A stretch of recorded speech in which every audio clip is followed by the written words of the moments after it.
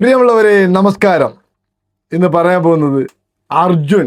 മലയാളികൾക്ക് ഒരിക്കലും മറക്കാൻ പറ്റാത്തൊരു പേരായിരുന്നു അർജുൻ. കാരണം പറയുമ്പോഴത്തേക്ക് ഒരു ലോറി ഡ്രൈവറായിരുന്നു. കർണാടകയിൽ ഒരു മണ്ണൊലിച്ചിൽ പോയിട്ട് ഒരു 2 മാസം കഴിഞ്ഞിട്ട് ശേഷമാണ് ജനാസ, അതായത് മരണം, ഒരു ഡെഡ് ബോഡി തിരിച്ചു കിട്ടിയത്. ആ സമയത്ത് ഈ ലോറിയുടെ ഉടമയല്ല, ഒരു ലോറി ഇങ്ങനെ നോക്കി നടത്തുന്ന ഒരു വ്യക്തിയാണ്. അയാൾ ഉടമയാഴ്ച വന്നത് മനാഫ്. അയാളെ എല്ലാവർക്കും അറിയാം. ഒരുപാട് ഇഷ്യൂസ് കാര്യങ്ങളൊക്കെ ഉണ്ടായിരുന്നു. അയാൾ അതിന് ശേഷം, ഈ അർജുൻ മരണപ്പെട്ടതിന് ശേഷം അയാൾ സെലിബ്രിറ്റി ആയിട്ട് മാറി. അത് ഒരുപാട് ആൾക്കാർക്ക് അറിയാവുന്ന ഒരു കേസാണ്. ഇന്ന് പറയുന്ന വരുമ്പോഴത്തേക്ക് അയാളെ മുസ്ലിം ലീഗിൻ്റെ സ്ഥാനാർത്ഥിയെന്ന്. കാലം പോകുന്ന പോക്കെ ഒരു മണ്ണിടിഞ്ഞ മരണപ്പെട്ട ഒരു വ്യക്തിയുടെ വീട്ടിൽ ഇന്നും കണ്ണീർ മാറിയിട്ടുണ്ടാവില്ല.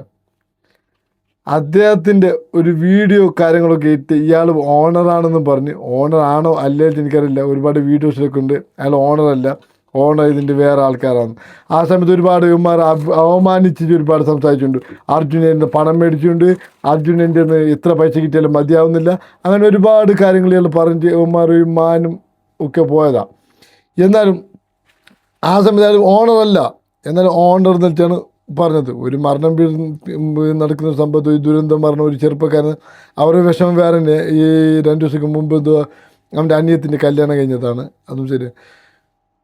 ഇതിലൂടെ അയാൾ വൈറലായിട്ടാകുമ്പോഴത്തേക്ക് ഇയാളാണ് ഇനി ഏറ്റവും കൂടുതൽ എന്ത് പറയുമ്പോഴത്തേക്ക് മുസ്ലിം ലീഗിൽ സ്ഥാനാർത്ഥിയായിട്ട് MLA ആവാൻ ഏറ്റവും കൂടുതൽ വിജയിക്കാൻ സാധ്യത കൂടുതൽ എന്ന് പറഞ്ഞിട്ടാണ് മുസ്ലിം ലീഗുകാർ ഇലക്ഷന് നിർത്തുന്നത്.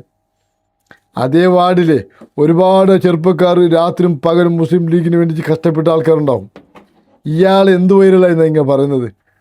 ഒരാളെ പറ്റി, ഒരു മരണപ്പെട്ട ഒരാളെ പറ്റിയിട്ടുണ്ടല്ലോ, എന്തൊക്കെ പറഞ്ഞിട്ടും ഇട്ടിട്ടുമാണ് ഇയാൾ വൈറലായത്.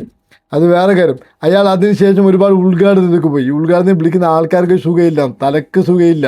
ഈ മലയാളികൾക്കാണ് ഏറ്റവും കൂടുതൽ തലക്ക് സുഖമില്ല. ഞാനൊരു മലയാളിയാണ്, അതുകൊണ്ട് ബോധ്യത്തോട് പറയുന്നത് മലയാളികൾക്ക് തലക്ക് സുഖമില്ല. ഇന്ന് അയാൾ ക്യാൻഡിഡേറ്റാണ്.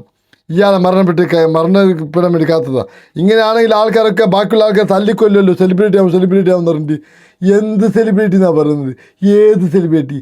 എവിടുത്തെ സെലിബ്രിറ്റി? എന്തൊക്കെ ഈ കേരളത്തിൽ നടക്കുന്നു? ഇത് കേരളത്തിൽ മാത്രമേ ഇങ്ങനെ നടക്കുള്ളൂ, മറ്റുള്ള ജില്ലയിലൊക്കെ ഇങ്ങനെയൊന്നും നടക്കില്ല കേട്ടോ. ഇത് കേരളത്തിൽ മാത്രമേ നടക്കുന്ന സംഭവമാണ്. എല്ലാവർക്കും ആ സമയത്ത് ഇയാളൊരു യൂട്യൂബ് ചാനൽ ക്രിയേറ്റ് ചെയ്ത് ഇവൻ്റെ പേര് വെച്ചിട്ട് ആ സമയത്ത് എല്ലാവരും സെർച്ച് ചെയ്യുന്ന ടോപ്പിക്കായിരുന്നു അർജുൻ. ഒരുപാട് മതം നോക്കാതെ, ജാതി നോക്കാതെ ആൾക്കാർ പ്രാർത്ഥിച്ചിട്ടുണ്ട്. എന്നിട്ട് അതിലൂടെ വൈറലായ ഒരാൾ സ്ഥാനാർത്ഥിയാക്കാൻ എന്തൊക്കെ അവസ്ഥ! ഉദാഹരണം, അയാൾ ഓണറായാൽ ഇവനെ കണ്ടുപിടിക്കേണ്ടതും ഇവൻ്റെ ഈ ആ സമയത്തുള്ള ഈ കാര്യങ്ങളൊക്കെ ചെയ്തതും ഒരു ഓണറിൻ്റെ ഒരു കടമയാണ്. ഇതെന്ന് പറയുമ്പോഴത്തേക്ക് എൻ്റെ വാർഡിലുള്ള, എൻ്റെ മണ്ഡലിലുള്ള AK മഷ്റഫ് രാത്രിയും പകലും ഇല്ലാതെ അവിടെ കഷ്ടപ്പെട്ടിട്ടുണ്ട്. അത് വേറെ കാര്യം. അയാൾ മത്സരിക്കുന്നുണ്ട്, നല്ലൊരു നേതാവാണ്, കാസർഗോഡുകാരൊക്കെ അഭിമാനമാണ്, കേരളത്തിൻ്റെ അഭിമാനമാണ് AK മഷ്റഫ് എന്ന് പറഞ്ഞാൽ. പക്ഷേ ഈ മനാഫിനെ എന്തുകൊണ്ടാണ് ഇലക്ഷൻ നിർത്തുന്നത്? എങ്ങനെയാണ് സെലിബ്രിറ്റി ആയത്? ഇയാൾ നോക്ക്, ഇയാൾ ഇലക്ഷൻ ആ കേസ് വെറുതെ പൊക്കിക്കൊണ്ടുവരും. അത് കേസൊന്നുമല്ല, അത് എല്ലാ സംസ്കാര സ്ഥലവും കാര്യങ്ങളൊക്കെ കഴിഞ്ഞൊരു കേസാണ്. ഇതിന് പബ്ലിസിറ്റി ചെയ്യാൻ വേണ്ടി ഓരോ വീട്ടുകാരുണ്ടല്ലേ നെഞ്ചത്ത് കുത്തിയിട്ടുണ്ടല്ലേ, നിങ്ങൾ സെലിബ്രിറ്റി ആവാൻ നോക്കരുത്, ഇലക്ഷൻ നിൽക്കാൻ നോക്കരുത്, അതൊരു മാർക്കറ്റാക്കി എടുത്തിട്ടാ. ഓരോ വീട്ടിൽ എടാ മനാഫേ, നിൻ്റെ വീട്ടിലെ ഇങ്ങനെയൊക്കെ സംഭവിച്ചാലേ നിനക്കും അതിൻ്റെ വിഷം അറിയുള്ളൂ. അതിന് നല്ലൊരു കുടുംബനാഥനാവണം, അത്രമാത്രമേ. ഇത് ഞാൻ ആരെങ്കിലും പറഞ്ഞിട്ടുണ്ടെങ്കിൽ, ഏത് പാർട്ടിക്കാർക്കോ മതക്കാർക്കോ ഈ അർജുൻ്റെ വീട്ടുകാർക്കോ ആർക്കെങ്കിലും വിഷമായിരുന്നെങ്കിൽ ക്ഷമിക്കണം. എനിക്കും അർജുനെ പോലത്തെ ഒരു ഉമ്മ ഉള്ളതാണ്. നന്ദി, നമസ്കാരം.